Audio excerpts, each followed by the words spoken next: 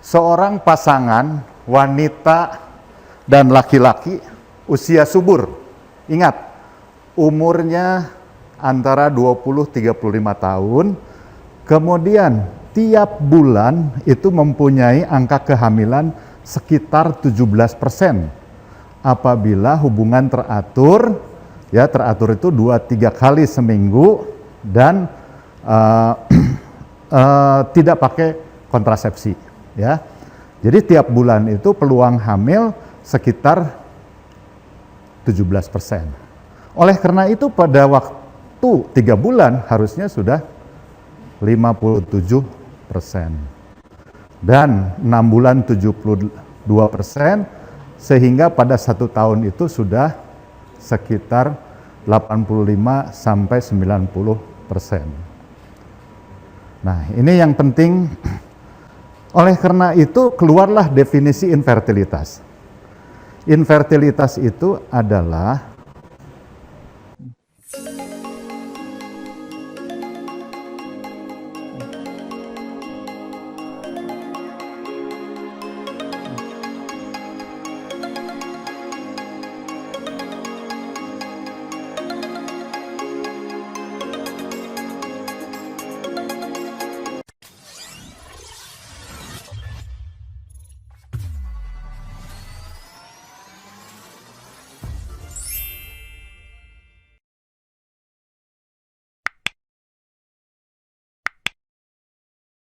selanjutnya kami panggilkan guru besar dari Departemen Obgyn, Profesor Dr.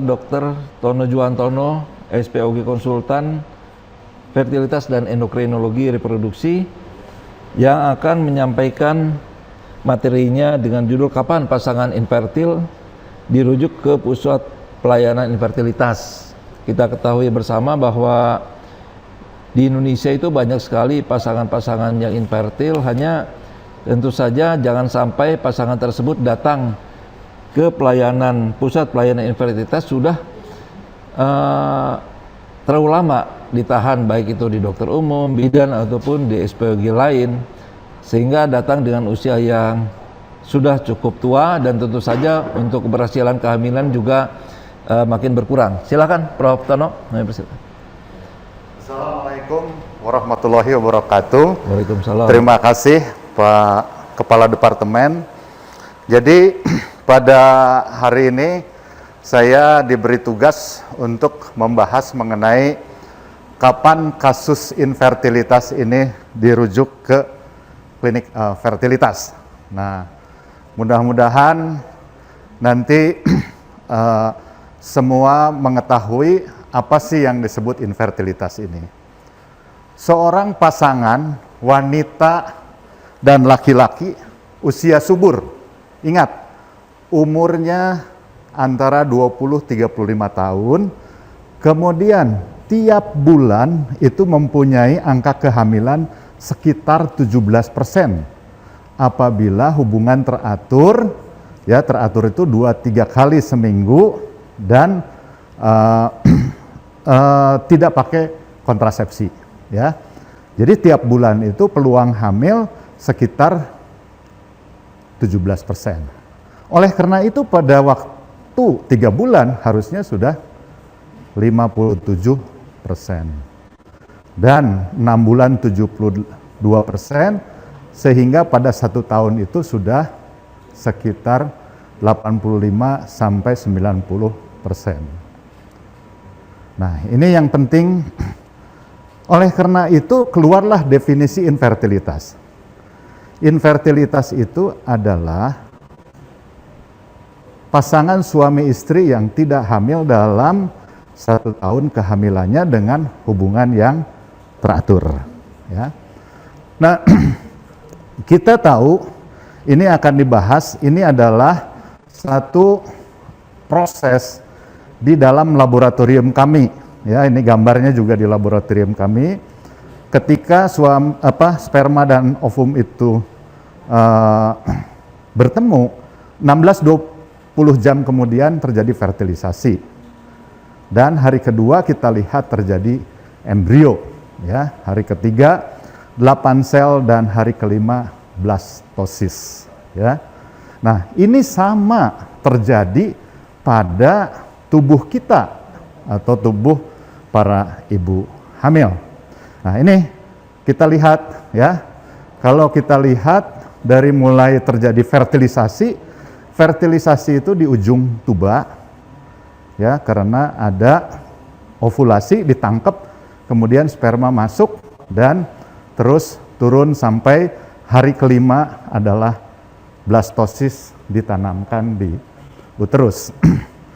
Nah, ini mungkin yang perlu diketahui para sejawat semua, bahwa kehamilan itu sebetulnya live birth rate-nya itu hanya 30% dari 100% konsepsi.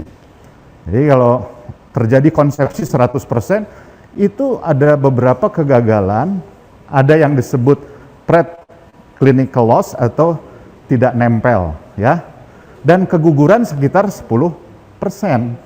Oleh karena itu dari semua terjadinya fertilisasi itu pada keadaan normal yang hamil sampai lahir itu hanya 30%. Nah, apa yang penting untuk hamil itu seperti memilih properti. Ya, properti itu satu, lokasi, nomor 3 lokasi lagi. Sama untuk hamil juga. Yang pertama umur, dan umur lagi. Ya, kenapa? Karena ini ada penurunan folikel. Ya, peaknya itu penurunan folikel. Paling ideal hamil itu 20-30 tahun. Begitu 35 tahun, dia akan turun. Apalagi 40 tahun. Ya. Kemudian, selain folikel, oositnya juga akan meningkat yang abnormalnya. Oleh karena itu, tadi sama dengan properti umur. Nah, ini fungsi reproduksi wanita menurun seiring dengan bertambahnya usia. Ini kita lihat grafiknya. Angka kegugurannya akan meningkat, bertambahnya usia, angka fertilitasnya akan menurun. Sehingga kita harus tahu apa sih penyebab infertilitas ini. Pertama adalah faktor dari ovarium. Ya, kita lihat faktor ovarium apa? Paling sering adalah gangguan ovulasi dan endometriosis. Yang kedua apa? Yang kedua adalah faktor uterus. Uterus itu adenomiosis dan mioma. Kemudian pada tuba. Nah, ini Bapak Ibu sejawat sekalian, saat ini yang masuk bayi tabung di klinik kami itu kebanyakan faktor tuba. Ya. PID, hidrosalping, dengan ada juga TBC atau riwayat operasi sebelumnya.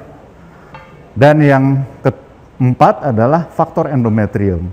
Jadi sebetulnya dari seluruh penyebab pada wanita ini adalah kontribusinya 4 masalah ini yang paling besar. Ya, pada endometrium ada polip, ada mioma atau gangguan hormonal sehingga asinkron. Sejawat sekalian, kita tahu ada juga orang yang semuanya sudah diperiksa normal, tapi tidak hamil. Itu disebut unexplained infertility. Ya. Sekarang faktor ovarium. Apa yang menyebabkan? Kita tahu ovarium itu diatur oleh hipotalamus hipofise. Ya. Di situ ada hormon FSH dan LH. FSH ini dia akan menyebabkan sel telur tumbuh dan menghasilkan estradiol. Nanti estradiol itu untuk menumbuhkan endometrium, ya.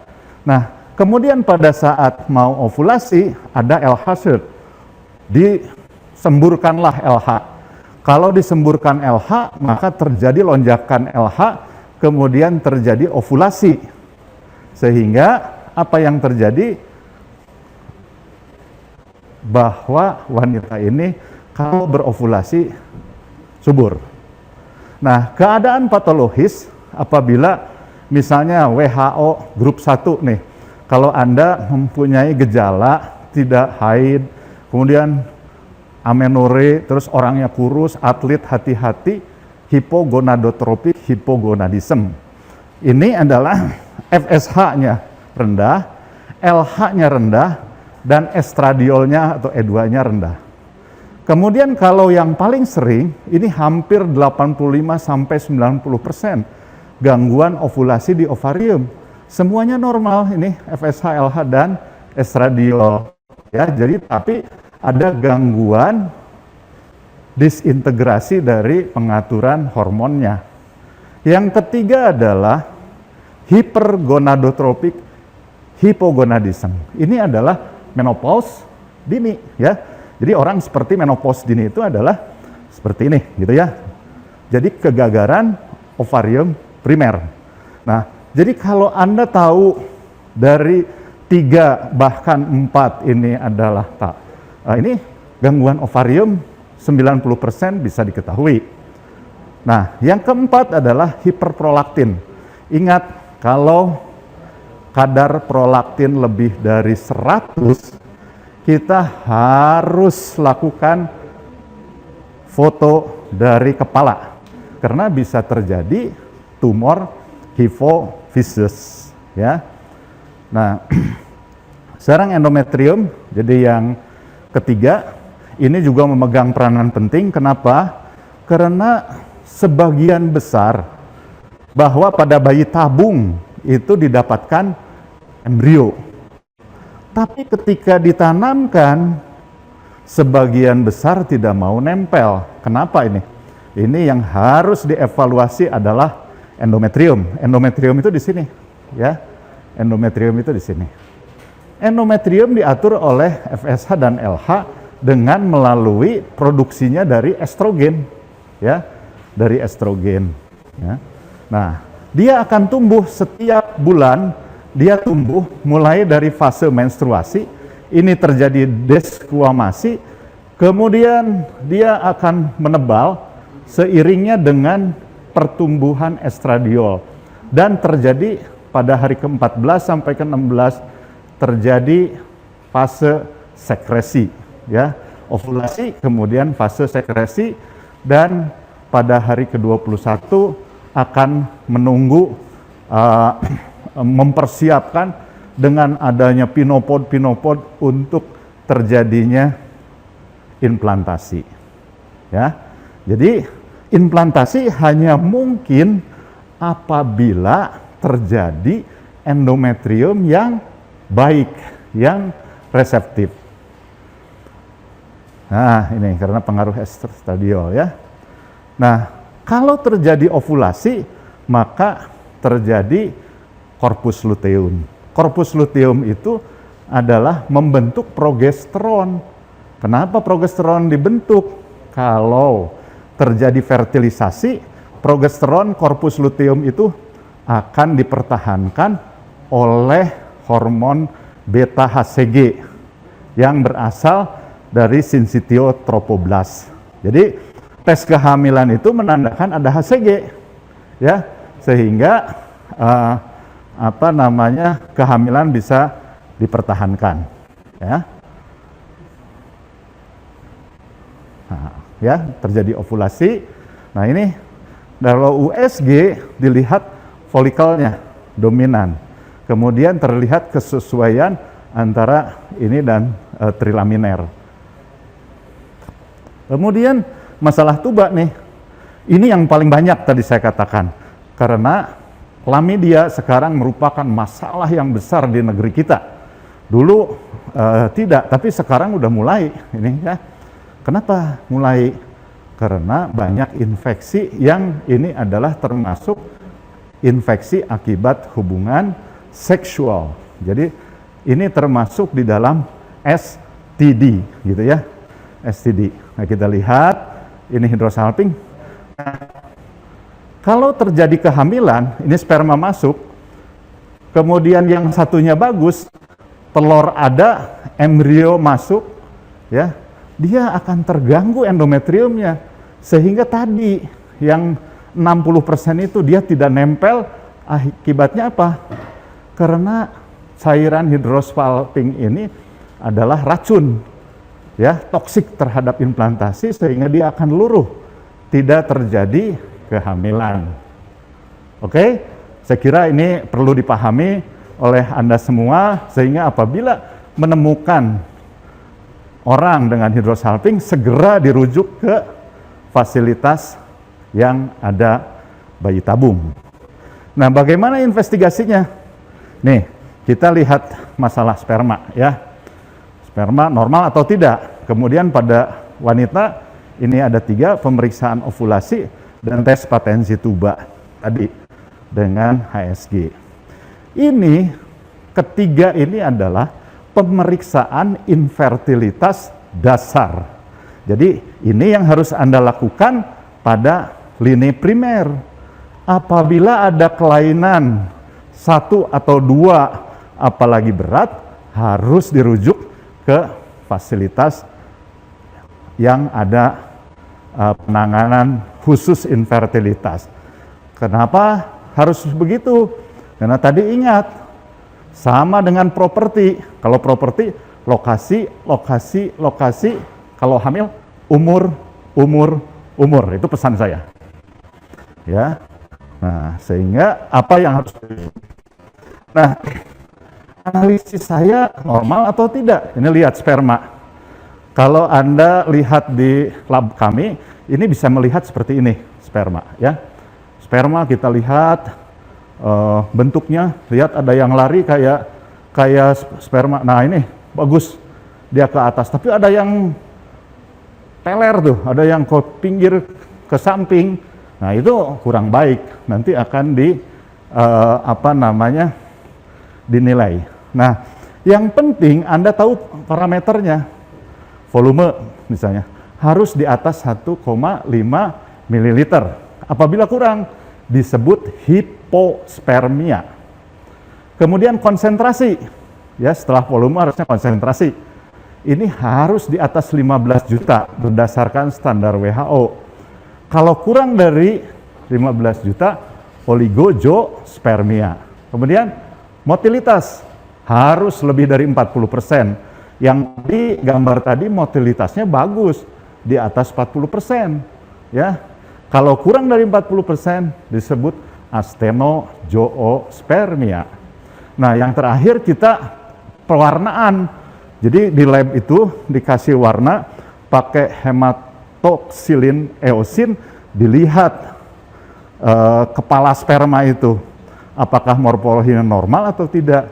Kalau kurang dari 4% disebut teratozoospermia. Ya. Nah, kesimpulannya adalah